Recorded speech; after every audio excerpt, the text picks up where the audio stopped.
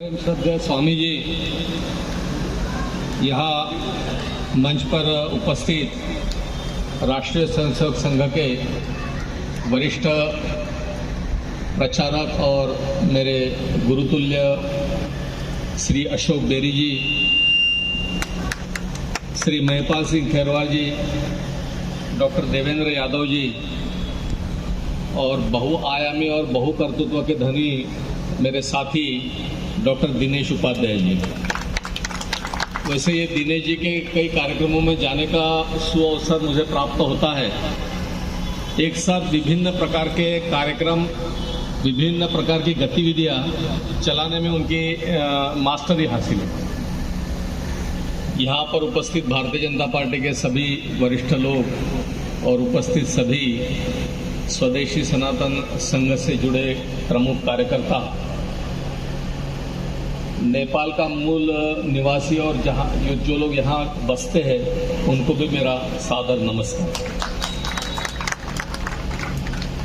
वैसे आयोजक जब कुछ दिन पहले आए थे तब बाबा कालिदास जी जो यहाँ रोहतक में सापला के हैं उनको भी शायद इन्होंने निमंत्रण दिया था, मिलने भी गए थे और ये डॉक्टर दिनेश जी ने भी उनको फ़ोन किया था क्योंकि कल मैं उनको अस्पताल में देखने गया था।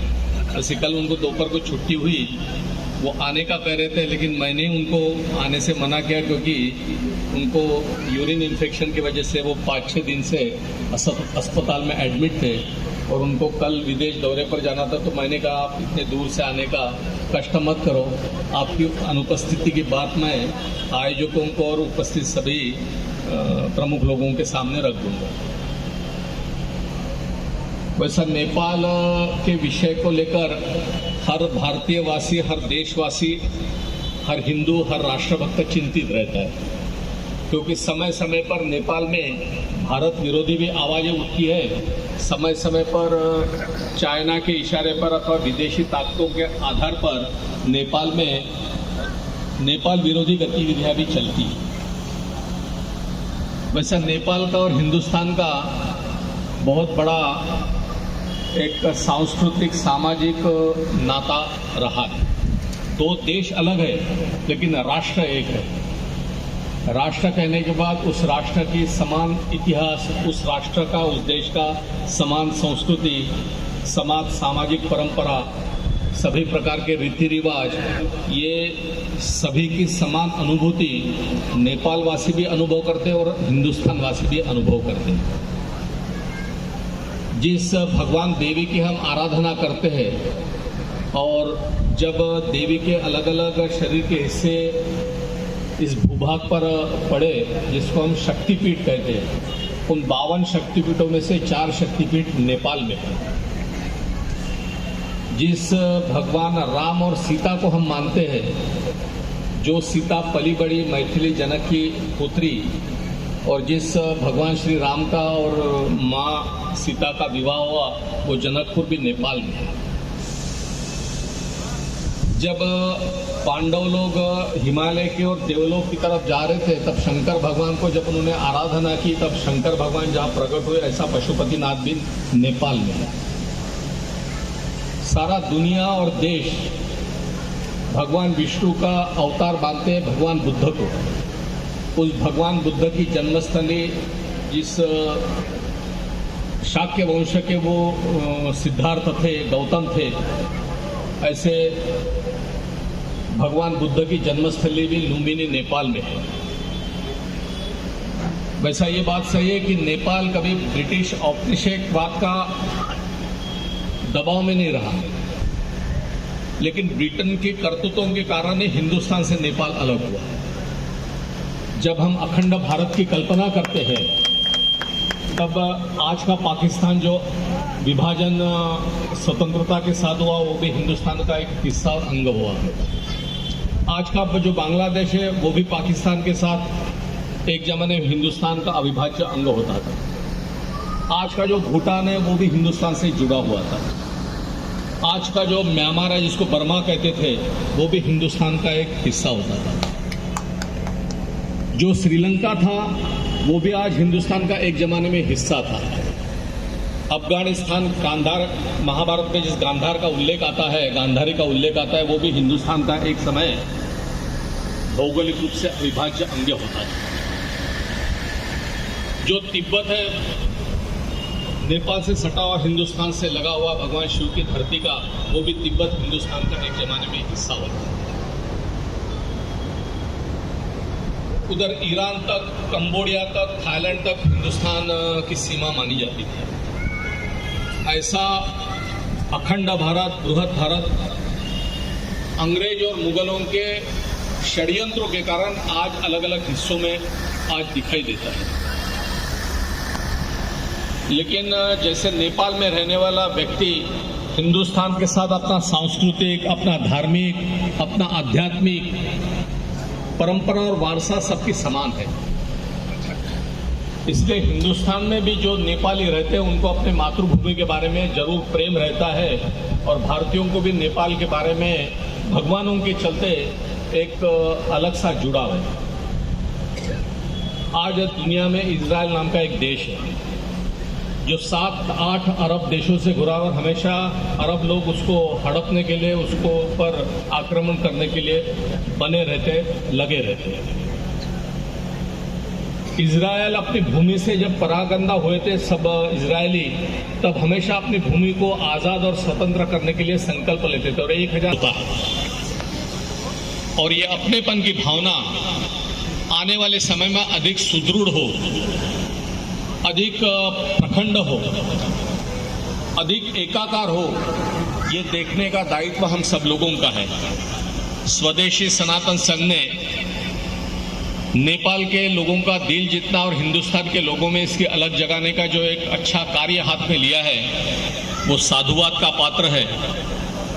यहाँ आए हुए सभी लोगों को इस दिशा में हम सब लोग आगे बढ़े, और भारत के देवी माँ के जो शक्ति केंद्र है, भगवान बुद्ध की जन्मस्थली है, जिस राम और सीता को हम मानते, उसकी वो सीता माँ की जन्मस्थली, अभी अयोध्या में राम मंदिर बन रहा है, वहाँ लगने वाला शालिग्राम का जो पत्थर है वो भी वहाँ की नदी से आया है। हम ज्योतिर्लिंग के स्थान पर पशुपतिनाथ को मत्था टेकने जाते हैं, तो ऐसी सारी हमारी सांस्कृतिक, धार्मिक, सामाजिक विरासत को संयोगे रखना, आने वाले दिनों में सभी संकटों को पार करके एकता की अनुभूति करना, ये हमारे लिए एक बहुत बड़ा महत्वपूर्ण कार्य है। स्वदेशी सनातन संघ ने यहाँ मुझे बुलाया, स्वागत सत्कार किया। आपके कोई भी हर कार्य में, कोई भी विषय में मैं हमेशा आपके साथ खड़ा मिलूंगा। इतना ही कहकर मैं अपनी वाणी को विराम देता हूँ। नमस्कार। बहुत बहुत धन्यवाद आदरणीय भाई साहब का। आज भगवान पशुपतिनाथ की कृपा और मंच पर उपस्थित दिव्यजनों का ही कारण रहा होगा कि मौसम अप्रैल के महीने में बिल्कुल ऐसा महसूस नहीं हो रहा है। यहाँ जोरदार तालियां बजाएं सभी लोग। जो है ये सकारात्मक ऊर्जा ही है कि एकदम से सब अच्छा ही अच्छा होगा भारत और नेपाल के बीच भी। और मैं इसी क्रम में आगे कार्यक्रम को समापन की ओर ले जाते हुए, उससे पहले हमारे बीच जो कुछ लोग आए हैं, मैं मंच पे बैठे हुए अतिथियों से आग्रह करूंगा कि उनका सम्मान उनके हाथों से हो जाए। तो इसी क्रम में पूर्व डिप्टी मेयर हरिप्रकाश जी आए और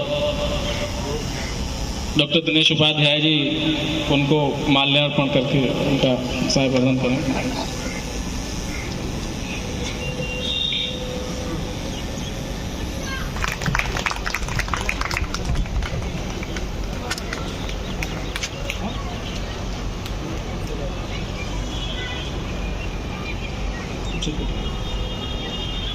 हमारे संगठन की महिला अध्यक्ष दिल्ली प्रदेश, बच्ची छोटे होने के कारण भी वो यहाँ आई हैं। मैं उनसे आग्रह करूँगा मंच पर आएँ और अपना सम्मान करूँ।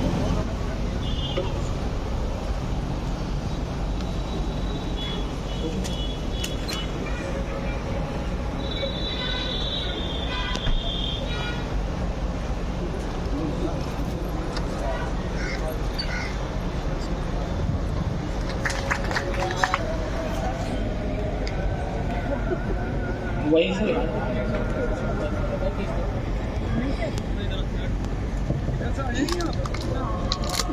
ऊपर जाना पड़ेगा ना। आज ही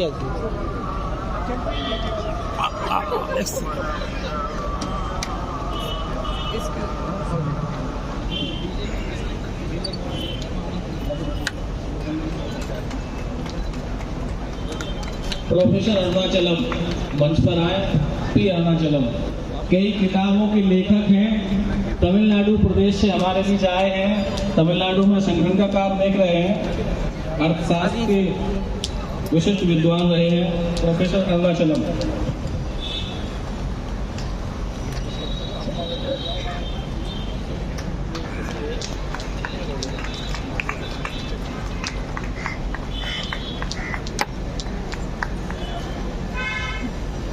कार्यक्रम को समापन में ले चलते हैं। हमारे बीच आज उपस्थित हैं श्रीमान अशोक बेरी जी। मैं उनसे आग्रह करूंगा कि हमारे बीच हम लोगों को अपना उद्बोधन दें। आदरणीय के वरिष्ठ कार्यकर्ता हैं, राष्ट्रीय कार्यकारिणी के सदस्य